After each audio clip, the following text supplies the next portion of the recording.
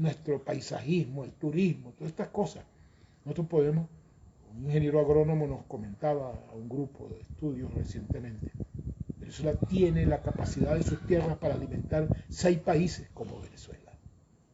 ¿Cómo es posible que todo lo que comamos, a excepción de arroz, sea importado? No. Entonces, en ese contexto, el contexto energético global va a seguirse desarrollando.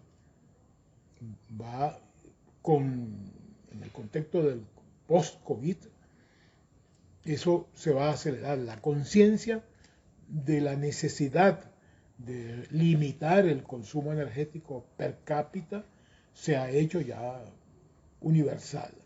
Y lo peor, ya se está manifestando dentro del mismo sistema petrolero. Las noticias de los últimos días, 15 días, 10 días y hasta ayer, son de que Exxon está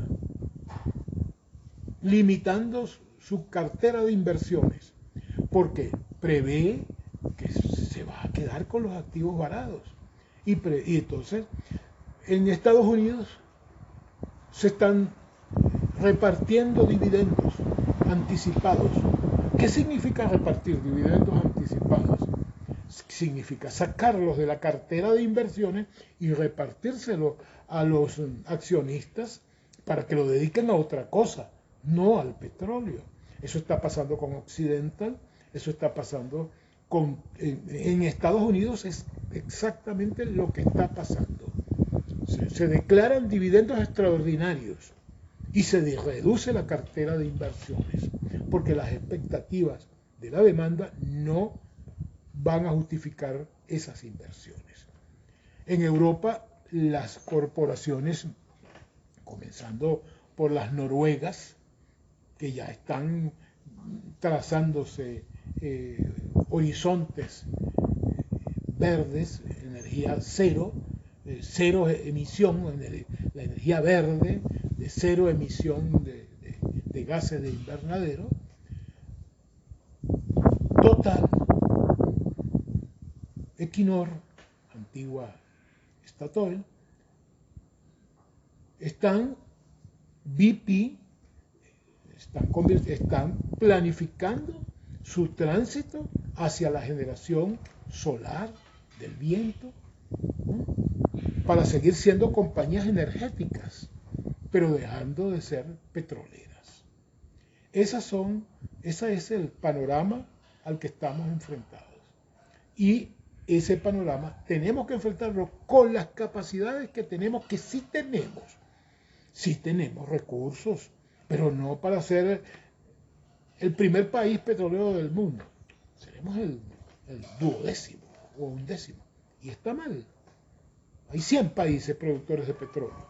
Nosotros tenemos entre nuestros yacimientos convencionales suficiente cantidad de petróleo, suficiente infraestructura ya, que tenemos que recuperar, que tenemos que intensificar la recuperación secundaria y que va a producir un petróleo rentable, aun que esa recuperación sea costosa, pero no para producir renta, para producir un beneficio que sostenga esa industria y que suministre algo de ingreso fiscal para ayudar al resto de la economía, pero no para que sea la palanca del desarrollo. Tenemos que bajar las expectativas, primero porque no las tenemos, ahorita porque estamos bloqueados, pero aún sin bloqueo, nosotros tenemos que asumir la realidad de nuestras circunstancias petroleras. Somos un país petrolero, seguiremos siendo un país petrolero, somos un país apetecible, ¿no? Y por eso las sanciones y por eso la voluntad de venir aquí, ¿eh? de tratar de que se modifiquen nuestras leyes para abrir el país a una participación extranjera mayor. Por eso es la discusión que tenemos planteada hoy, ¿no? Contra proyectos que están en la Asamblea Nacional y otros que están en la Asamblea Nacional Constituyente, ¿no? Todos pensados en que hay que garantizarle buenas condiciones al capital que viene a invertir. Eso es cierto, Estamos en unas condiciones trágicas en donde, pero tenemos que hacerlo abiertamente y tenemos que reconocer que tenemos que darle al que venga a invertir en Venezuela garantías de que va a obtener un beneficio moderado, considerable, de acuerdo que no sea ruinoso para el país, ¿no? Como acabo de leer unos proyectos que se están desarrollando en Mozambique, donde en 3 décadas el pueblo de Mozambique no va a recuperar nada. Aquí las grandes corporaciones ya tienen un proyecto que fue publicitado por Bloomberg, 10 de ellas, en donde decía, bueno, se necesitan unos 210.000 millones de dólares. Y lo podemos desarrollar, pero eso sí, tiene que haber un cambio radical de legislación. Y una cosa, eso no va a ser de la noche a la mañana. Los venezolanos tendrán que buscar de qué vivir en los próximos 6 o 7 años.